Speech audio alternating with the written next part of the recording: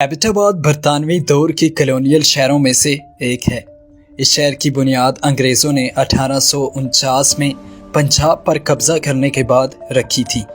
बरतानवी अफवाज ने पंजाब की सिक्खाशाही हुकूमत को ख़त्म करने के बाद हज़ारा के ज़रखेज़ खित्ता पर भी कब्ज़ा कर लिया था और यहाँ एक कंटोनमेंट कायम की थी। आज़ादी से कबल एबटाबाद शहर के अंदर हिंदुओं, सिखों, पारसियों और ईसाइयों की एक बड़ी आबादी मुसलमानों के साथ मिलकर रहती थी, जिसकी निशानियों के तौर पर एक गुरुद्वारा, 3 मंदिर और 3 ईसाई चर्च हैं। हिंदू और सिखों के कदीम मकानात अब भी कॉलोनियल एबटाबाद की याद दिलाते हैं। तारीख के उन्हीं गुमशुदा औराक और ख़जानों की खोज में हम निकले हैं तारीख दान एजाज अहमद के साथ अंदरून एबटाबाद के कदीम तारीखी मोहल्लों और इमारात पर डॉक्यूमेंट्री बनाने।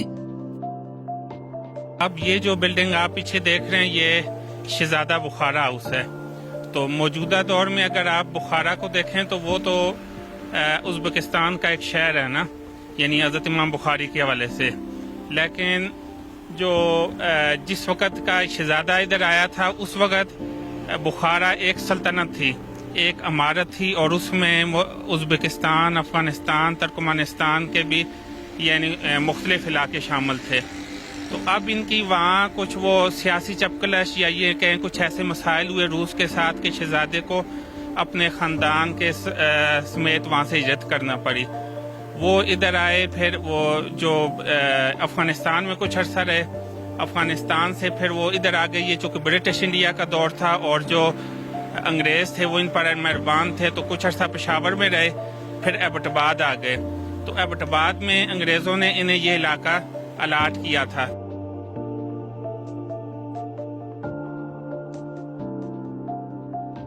मुसलमान बादशाह जहाँ जाते थे तो वो साथ मसाजिद का भी ख्याल रखते थे।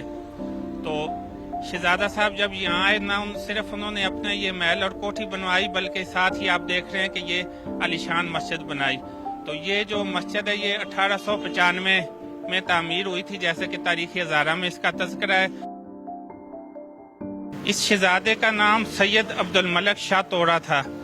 तो इनकी वफ़ात 1909 में हुई और ये अपनी मस्जिद के इहाते में यहाँ दफन हुए। ये देखें छोटा सा इनका वो कब्रिस्तान है। शहजादा साहब, उनके बेटे और उनकी बेगमात और उनकी जो यानी आगे नस्ल है वो इधर दफन हुए।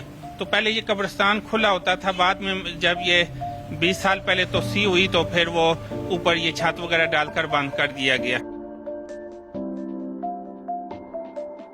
मेरा नाम एजाज अहमद है, एबटाबाद से मेरा तल्लक है।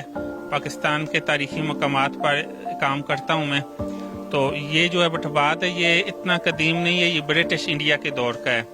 तो यहाँ जो आप देखें कि 1849 में जब अंग्रेज़ों ने सिखों को शिकस्त देकर यहाँ कब्ज़ा किया था ये पंजाब, उस वक़्त ये हमारा सूबा KPK भी पंजाब का हिस्सा था।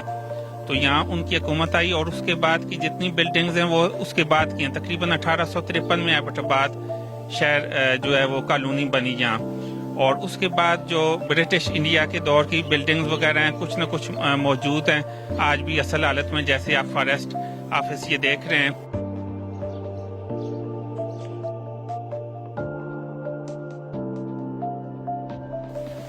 यहाँ में पाकिस्तान से पहले जो ब्रिटिश इंडिया का दौर था उसमें मुख्तलिफ हिंदुओं की, सिखों की बड़ी बड़ी हवेलियाँ भी हुआ करती थी जिन्हें मारी कहा जाता था। तो इस वक्त एबटाबाद शहर में सिर्फ एक मारी जो है वो अपनी असल हालत में मौजूद है, जैसे कि ये जो डिगी मल्ला इसे कहते हैं, साथ इमाम बारगाह है। तो ये आप देखें कि ये आलीशान, ये कई मंजिला 2 मंजिला बनी हुई है और इसमें जो ऊपर वो देवियों की तस्वीर जो पेंटिंग है वो भी असल हालत में, जड़ोका भी मौजूद है, फूल भी हैं। तो ये इमारत खासी खस्ता हो चुकी है लेकिन आज भी उसी हालत में है। तो ये 1947 में जब हिंदू चले गए तो फिर ये मुकामी लोगों के नाम वो अलाट हो गई थी, तो अभी मुकामी लोग इसके वो मालिक हैं। अच्छा। इस वक्त हम टांची चौक एबटाबाद में खड़े हैं। यहाँ आप देख रहे हैं मीर वलीउल्लाह बिल्डिंग ये सामने है। तो मीर वलीउल्लाह मुत्तहिदा हिंदुस्तान के एक बहुत बड़ी इल्मी अदबी शख्सियत थे। इनके यहाँ इल्लामा इकबाल भी तशरीफ़ लाए इसी जगह اور بڑے بڑے ادیب شاعر وغیرہ آتے رہے. ان کا ایک بہت بڑا کتب خانہ تھا جو پھر بعد میں پشاور یونیورسٹی کو انہوں نے وہ عطیہ کر دیا تھا.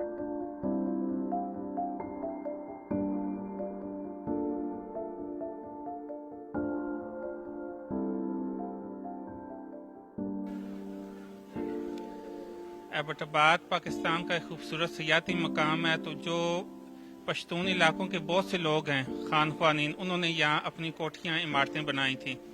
تو برٹش پیریڈ میں, برٹش انڈیا دور میں جو مردان کا ایک علاقہ ہے تورو, وہاں کے نواب ہیں, انہوں نے یہ ایک بہت عالیشان بلڈنگ بنائی جو آپ دیکھ رہے ہیں.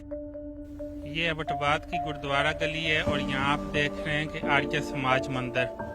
آریہ سماج والے جو ہوتے تھے ان کے یہاں وہ بت نہیں ہوتے تھے. تو یہ 1935 میں یہ مندر بنا. پاکستان بننے کے بعد یہ پرائمری سکول بن گیا. دوسری منزل پر اب سکول ہے اور نچلی منزل پر دکانیں سرخ پتھروں کی بنی ہوئی. یہ بہت ہی خوبصورت عمارت آج بھی پائیدار ہے.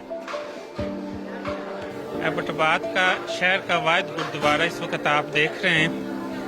سکھوں یہاں سکھ, ہندو, مسلمان برادری رہتی تھی اور جو یعنی ان کی اپنی اپنی عبادت گاہیں تھیں, اپنے اپنے سکول وغیرہ تعلیمی ادارے بھی تھے. اور برٹش انڈیا کا یہ دور تھا. اس سے پہلے سکھوں کی یہاں حکومت رہی ہے پنجاب میں, یہ کشمیر میں, اور اس وقت KPK بھی پنجاب کا حصہ تھا.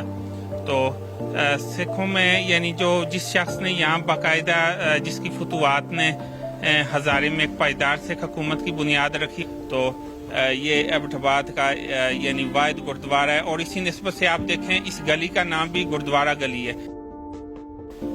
اس وقت ہم ایبٹ آباد کے گورنمنٹ ہائی اسکول نمبر 3 میں کھڑے ہیں اور یہ اسکول برٹش انڈیا کے دور میں قائم ہوا.